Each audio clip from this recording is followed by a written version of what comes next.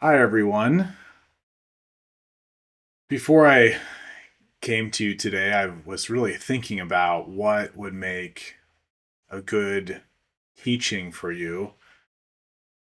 And recently, with the news and also in my interpersonal relationships, there's been a lot of chaos these days and a lot of being caught up in the wild, instantaneous, chaotic world around us, and also trying to chase after things, chase after things that we want, and try to run away from the things that are not working for us.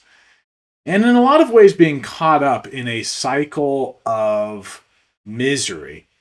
And that's really what I want to talk about today is how we found ourselves caught up in a cycle of misery, addicted a little bit to it, but also how the solution to this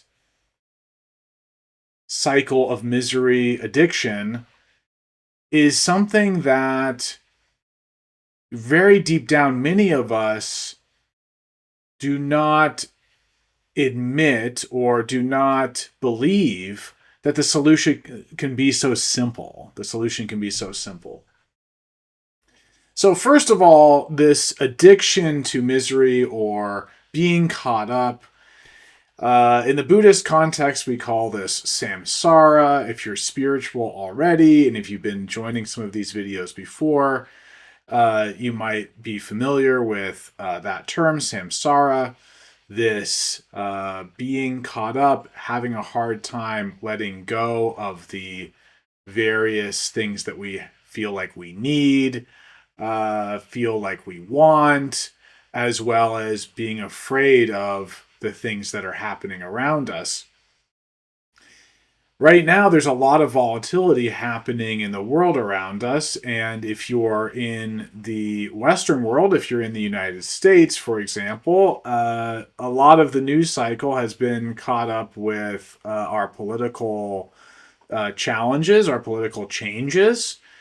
And no matter what background you have politically, we live in a more volatile time right now, and that's also connected also financially and economically with the advent of AI, with the tech changes, and also the financial inflation changes and things like that.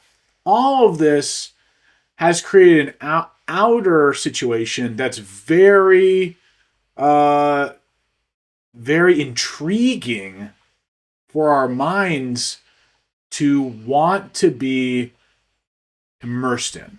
We want to be keeping a bead on this world around us because we have a feeling that if we do not, we might be at risk, at greater risk for something bad to happen to us, for example.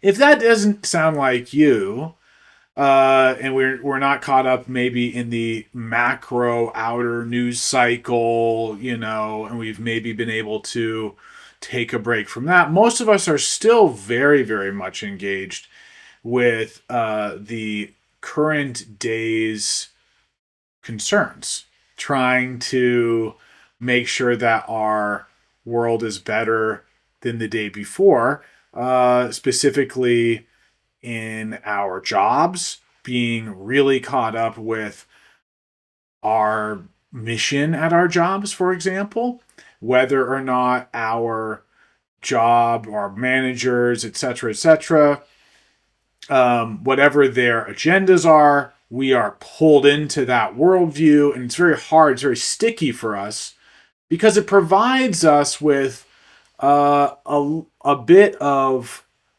a focus, especially when the world outside is so volatile. We can just focus on work, for example, and maybe tone the rest out. So we're still caught up, though, in this world of trying to be successful, trying to get better stuff for me. And sometimes this runs us ragged. We have hard time taking a break. We have a hard time even, resting, for example, after work or during the weekend, if we have a weekend, or even when we get sick, we just try to push ourselves, or if we have these other signals that we might need to take a rest, we actually shun that because we're very, very focused and caught up in these objectives of ours. And for each of us, that's a little bit different. For example, if you're working a 9 to 5 tech job, that might be something that you are focusing very hard at work, and then going home, and then maybe you're still on, online then, for example. Others, it might be that we, have to go somewhere for work and we have very, a defined mode of work time, and then we shut off, for example. For example, if we're, retail workers, or we're workers in a factory or something like that, we have to do that work while we're there, and then we exit that and are able to detach in some ways from it. But still, there's all this interpersonal relationship. Maybe we're called in at odd times. Maybe there's staffing issues, for example, and there's not enough workforce, and so we feel like the time that we're there, we're stretched too thin, and it's exhausting, and then we still stress while we're away from it. So whatever that blend is for each of us, and I haven't gone into families and things like that. We have children, and we have family matters. We have sickness in our families. We have all of these types of things. The world will provide us with endless reasons for stress, as well as endless to-do lists. And that's really the core point. There's always something to do. There's always something that we can busy ourselves with. There's always something that's not as efficient, not as good as we might want it to be.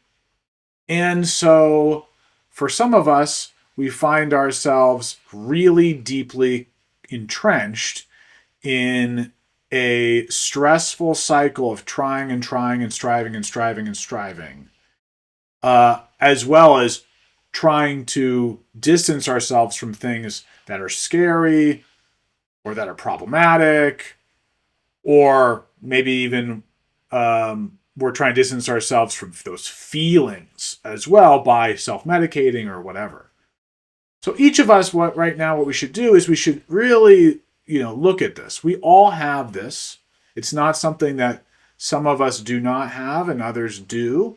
We all, to a degree, find ourselves in a situation where we have to be doing things day in and day out.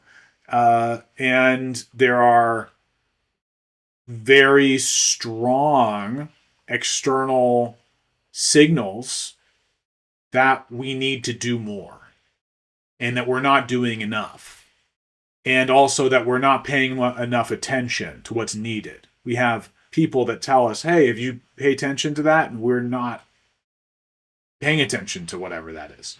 All this causes us a certain level of insecurity, a certain level of concern, a certain level of dread, fear, unease. Now, that's our situation. And there's a lot of people that find themselves in this situation, myself included in the past. This was me, we find ourselves in this and we say, no, that's just life. This is just life. And that's just the way it's going to be. And so we find that that's actually good. It's good to be, for example, a workaholic. I used to be a workaholic, for example. I had some very intense jobs, and I was working, over 10, 12, 13, sometimes 15, 16-hour days, really long hours. And I maybe even weekends, right? I didn't take a break then either. And I was so fixated and caught up And I was in a community of other people that were also caught up in this way, that I felt like that was right. And I felt like if I took a break, I was wrong, for example. Now that's just my story. But you might have your own story about that, or being caught up in other ways. Maybe you're caught up with taking care of a loved one and you haven't been able to take a break from that, or you yourself are injured and sick and you haven't been able to really take a break yourself, or when you do take a break you feel guilty and bad and you're still distracted and you're not really able to rest properly.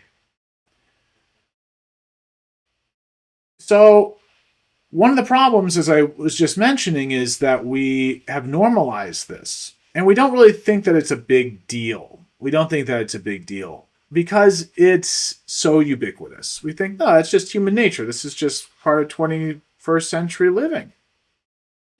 But what we don't see is that it's harmful to those around us. We oftentimes think that being caught up, trying to get stuff done, running around, learning about all of the macro things to protect our family or ourselves, all of this thinking, all of this considering, all of this, studying and striving and working really hard is going to somehow, and in stressing, right, with the root of it being stress, the stressing out, all this stressing out helps.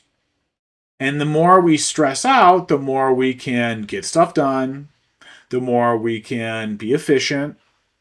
We believe this.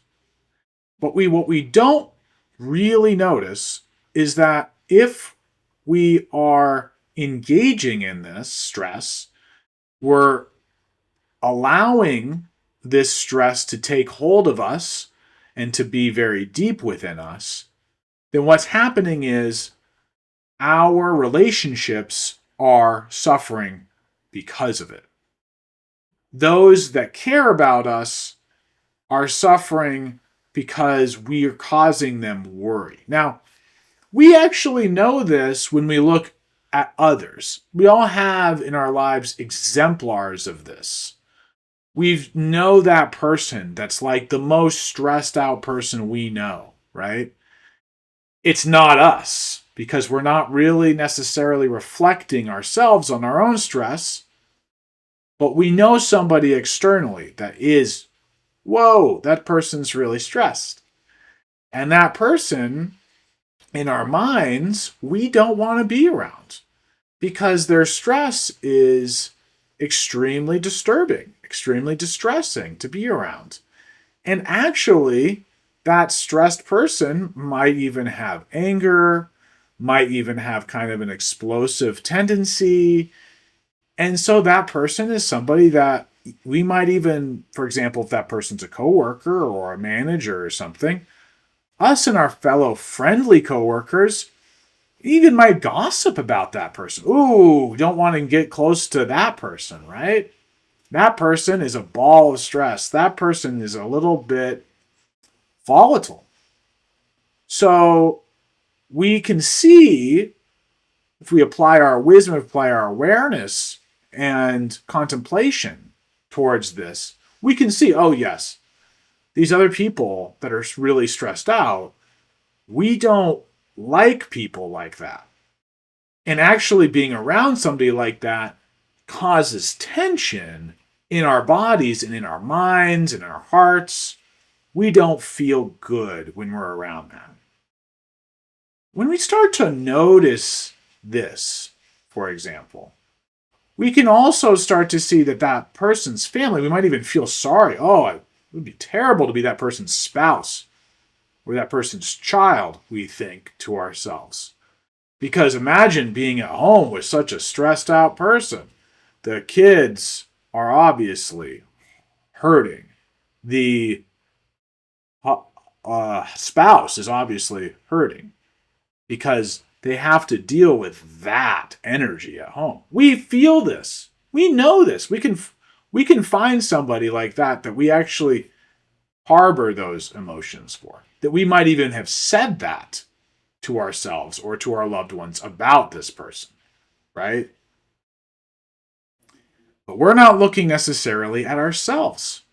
We are actually no different. Maybe it's not to that level. That's what we normally think. Oh, we're not to that level. That's a different level of stress.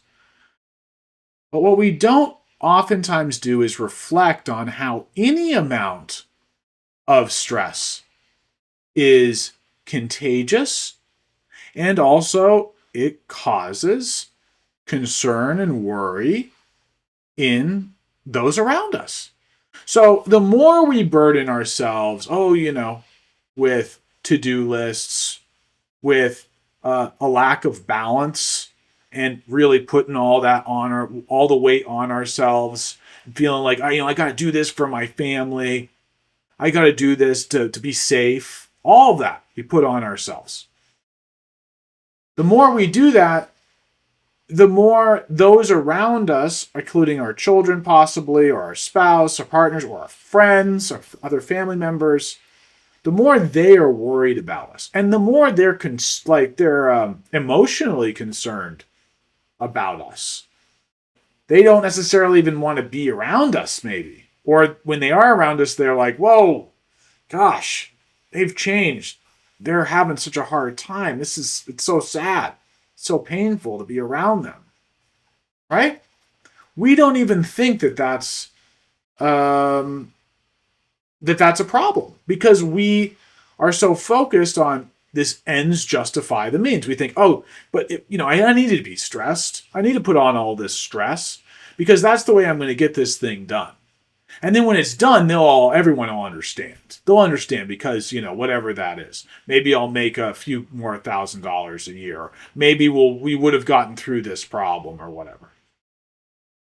But that's actually, if we start to examine that, we start to see that that's a lie that we're telling ourselves. We're telling ourselves this story of, if I'm impatient and I'm stressed, somehow that's going to make things get better faster. We don't have a lot of examples of that, but for some reason we believe that. We believe that. And actually, we have a lot of examples to the contrary. For example, if I'm going to go on an airplane and I'm going to fly somewhere, and I'm really stressed on the way to the airport, and I'm starting to be short with my speech, for example, at the TSA agents, I'm the kind of guy that they're going to pull aside. I'm not going to get to the gate faster. Yet if I'm calm, friendly, and mindful, I walk up to the security checkpoint. Hello, here's my thing. Thank you. I breeze right through oftentimes, right? We've seen this. If we look around us, we see this. We see the stressed people having obstacles everywhere. We also see those that are calm and, relaxed, friendly, magically just get through places, oftentimes. Now, it's not to say that friendly people, relaxed people won't have obstacles. Oftentimes they do have obstacles. But even if we're around those people, being around somebody like that is not a concern. But being around somebody who's stressing out makes us feel bad. Makes us feel like we might not be able to trust this person anymore, for example. So when we start to really examine this, we might come to this aha moment, which is something that can help really spur us on in our spiritual journey. And this aha moment is, stress is the cause for unhappiness for myself and others. Me getting caught up in the world and being very tight about it, about whether or not it's going to work for me or not work for me, causes misery. It causes people around me to worry about me. It causes my family members to learn bad behaviors from me. That's what happens. And if they don't just learn bad behaviors from me, they might not just learn bad behaviors from me. They might also no longer want to be around me. So also causes isolation, causes loneliness, which just increases my stress. However, if I see that stress is not helpful, and I really admit stress is never helpful, it's present, we don't want to reject it. If it arises, it's there, it's human nature, but it's not helpful when it does. I can let go of my stress, and I can create a practice of letting go of that habit, that behavior of being so caught up with whatever is causing me stress, which then manifests like patience. It appears to others as, oh, this person's a patient person. This person is a calm person. This person then is somebody that I can trust. When we do that, then those people that are close to us no longer are in pain and suffering because of us. They're no longer worried about us. We're no longer causing them to worry. Instead, they feel relaxed, at ease about us. They think, oh, that's really good. They're doing okay. Even if whatever worldly things are not going in our favor, they will feel, oh, that person will figure it out. That person is going to be okay in the end. They have a good attitude. They'll be all right. They'll be all right.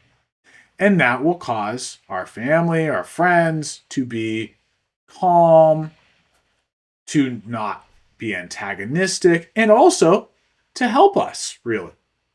Because if we're,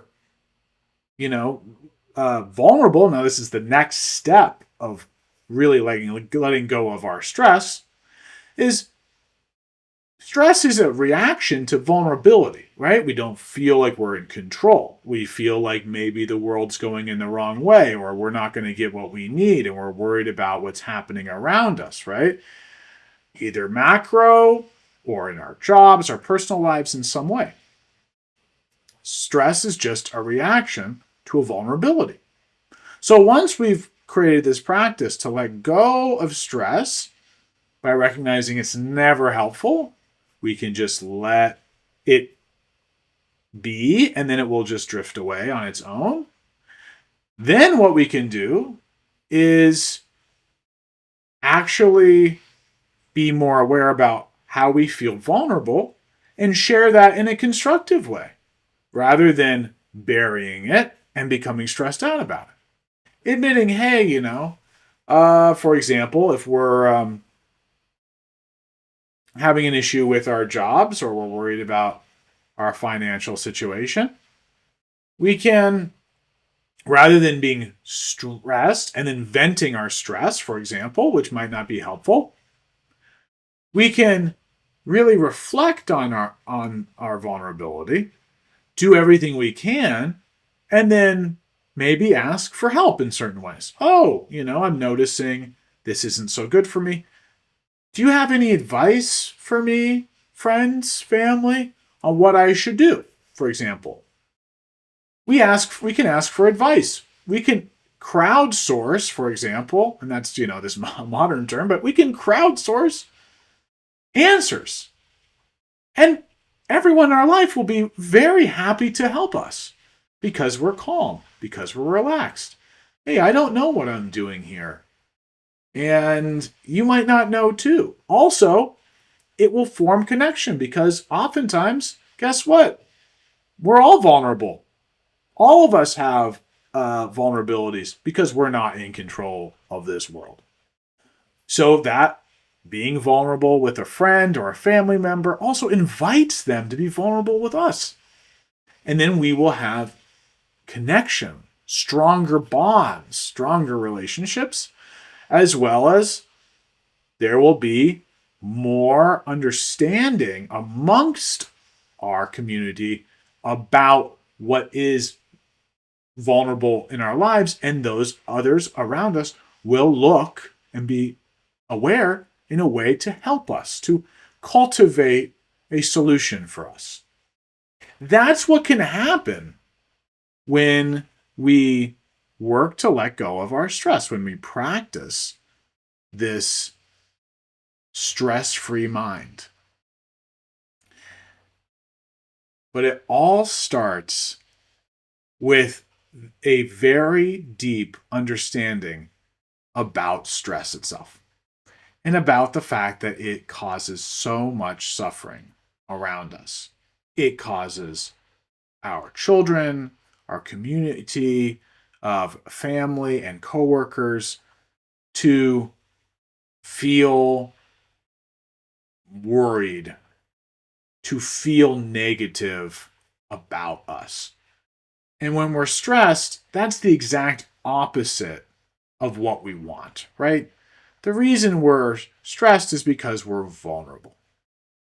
We, in that state, actually want to soothe that vulnerability. We want to feel better. We want others around us to make us feel better, to help us feel better too. But becoming stressed actually does the opposite. It's the opposite. It's self-destructive. It causes others to think negatively about us, which then harms our soft vulnerability. That's not going to make us happy. So, in the Buddhist context, this is recognition of samsara's suffering and then renouncing it. We have to renounce. And renouncing doesn't mean that we're just going to say we're never going to be stressed again. We're going to be stressed again. It's just, it happens, right? Until we're a very great master and but even still, even if those emotions come up, it's cleansed by the great masters. Recognize it and let it go. That's what we can do too. But first we have to get to this point of recognizing that stress is and anxiety, but anxiety is more of a medical term. Stress is so destructive to our relationships and it's destructive to our lives. Once we admit that, we can begin to cultivate better habits and we can start to walk a path that brings more light in our lives, more calm, and more peace. But to date, we've been addicted.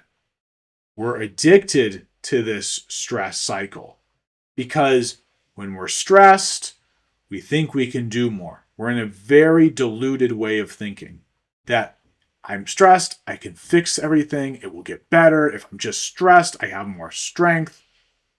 This is not the case. You can have just as much strength and actually really infinitely more strength if you're in the mind of calm abiding. You can find way, way more patience. You can endure way, way more problematic situations. And those around you will become awe-inspired. You will inspire them to be themselves better in their hearts, in their own awareness, in their own peace of mind. And so this is a very important step for us. We can do this. And it's actually, if you study this teaching, you'll see that this problem of stress is actually the root, one of the closest roots to the ultimate root of ego clinging. But it is really one of the closest parts to all of the problems in the world.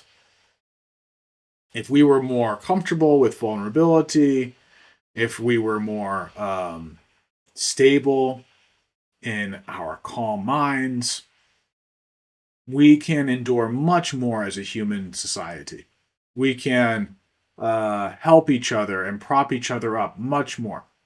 But it starts with you and me, really. It starts with you and me. And the beautiful thing about this is we can do this ourselves. It will actually still help our lives substantially. It's not that we need everybody in the world to do this, and then that's the only time that it's going to work. No, we can do it right here, right now. We can take a step. We can make a commitment together. So I invite you right now, if you've internalized this, to make a commitment. Let us make this commitment together. May we let go of our stress patterns. May we let go of our stress patterns. May we find the strength in calm, abiding awareness. May we be open with our vulnerability rather than fearful and engaging in destructive habits. So we can do that. We can bring that into our hearts. We can bring that into our minds. And with that, we can begin a practice of watching our minds, watching as we become stressed, not engaging in it, not chasing after it, but as we are stressed, to just let the stress be until it dissipates. Not to run after it and say, yeah, this is a good idea that I'm stressed, I'm just going to help. But recognizing, it takes time for us to be calm all the time.